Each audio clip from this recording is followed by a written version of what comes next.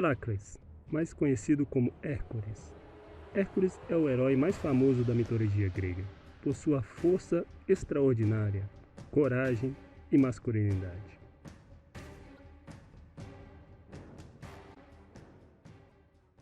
Um belo dia, Zeus ficou encantado por uma mortal chamada Alcmena, que era casada com o rei de Tebas.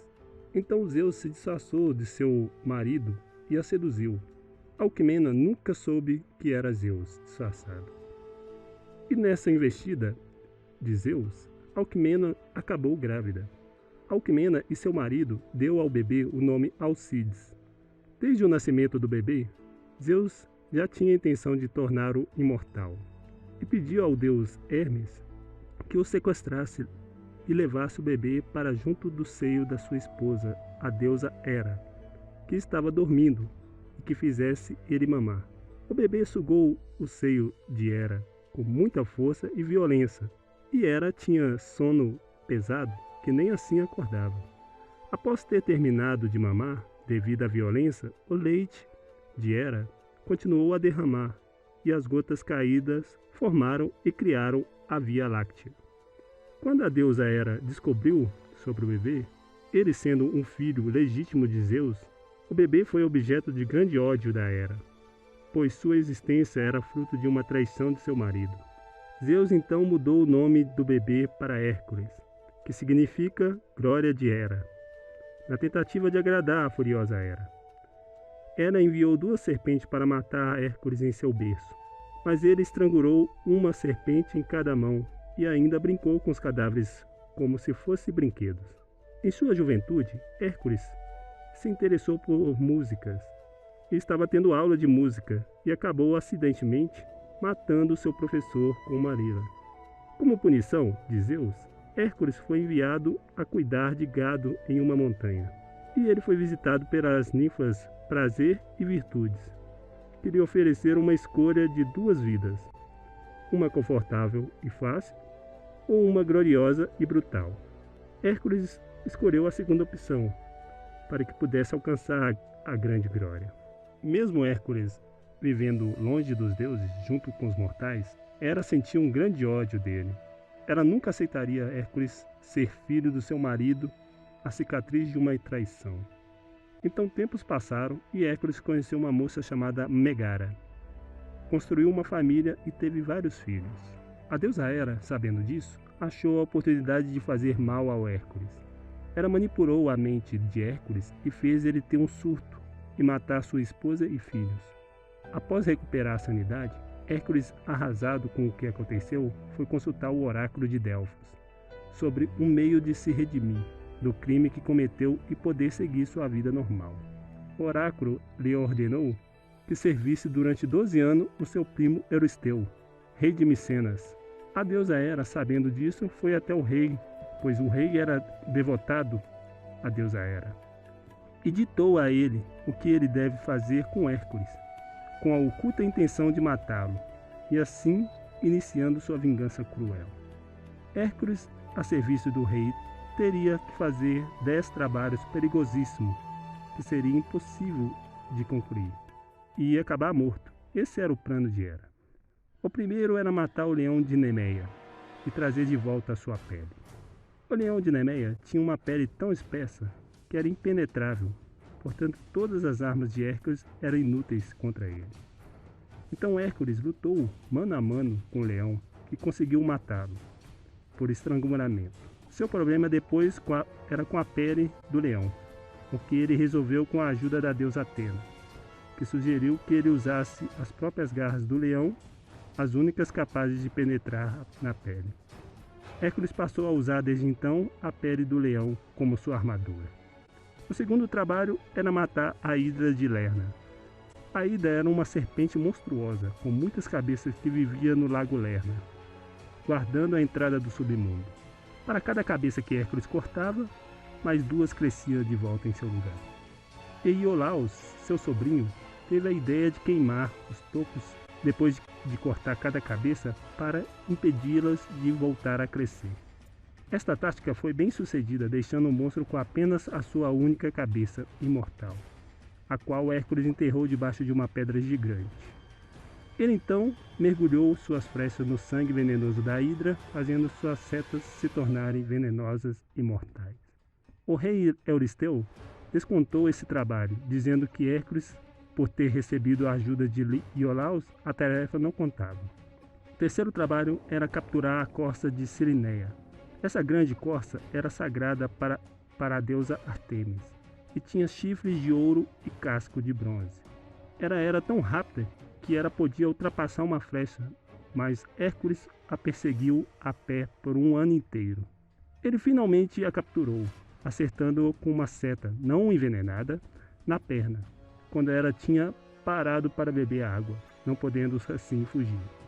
O rei Euristeu, junto com Hera, tinha a intenção de que com essa tarefa gerar o ódio de Ártemis a Hércules.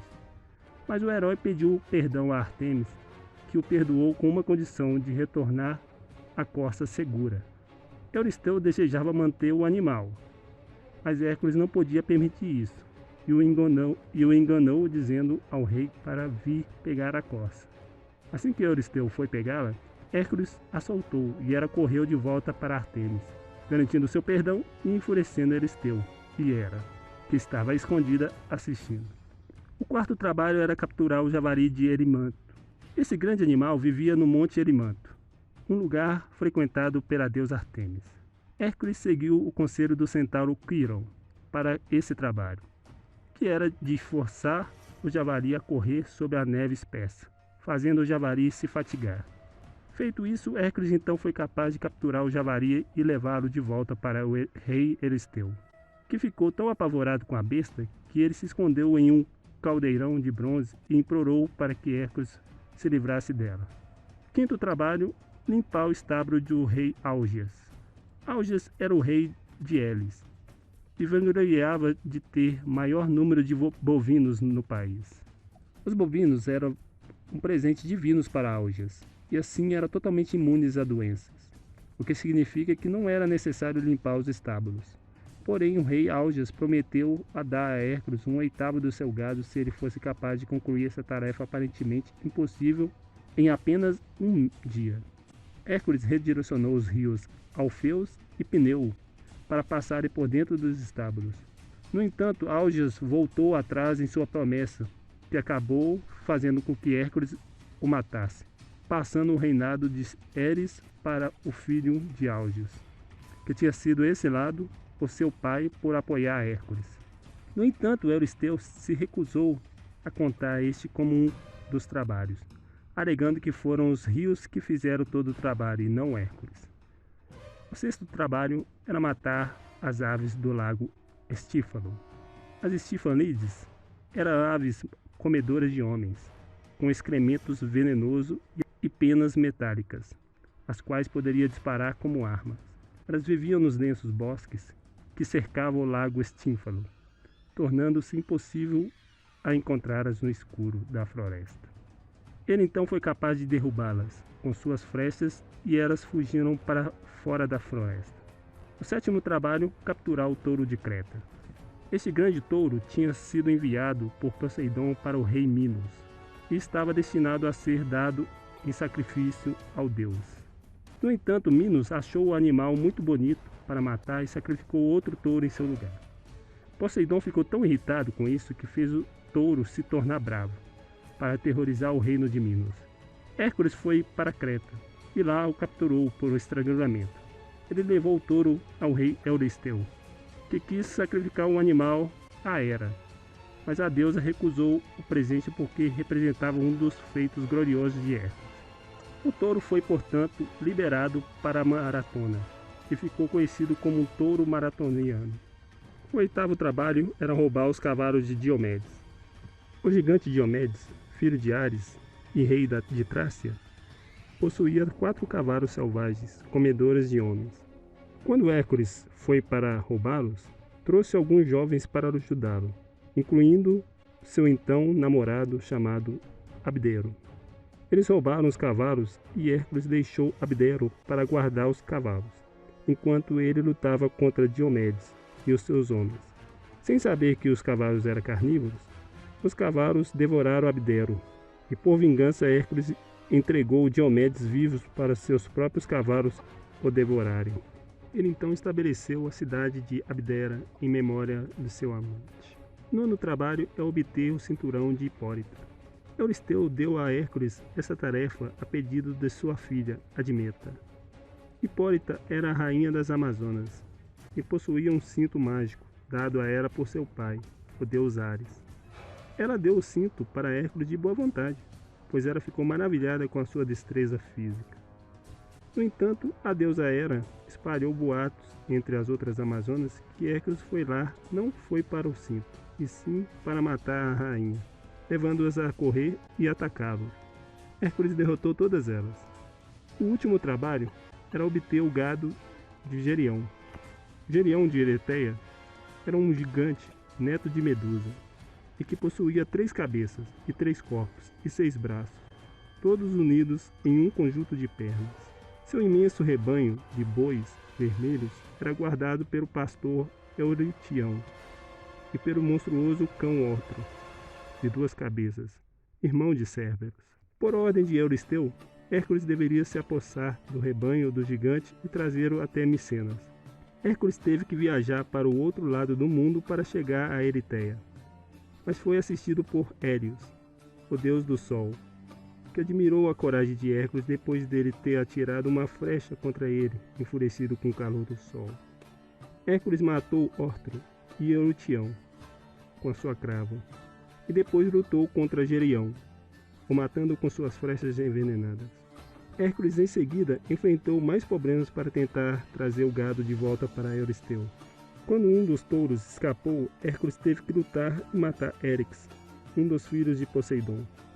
A deusa Hera também enviou um moscado para espalhar o gado, e Hércules passou um ano inteiro recuperando-os. Quando finalmente trouxe o gado para Euristeu, ele sacrificou-os a Hera. Parece que Hércules completou todos os trabalhos. Mas apenas parecia, pois lembra que Euristeu desconsiderou o da Hidra, de Lerna e dos estábulos de Álgias? Então Hércules tinha 2 tarefas a cumprir, assim totalizando 12 trabalhos.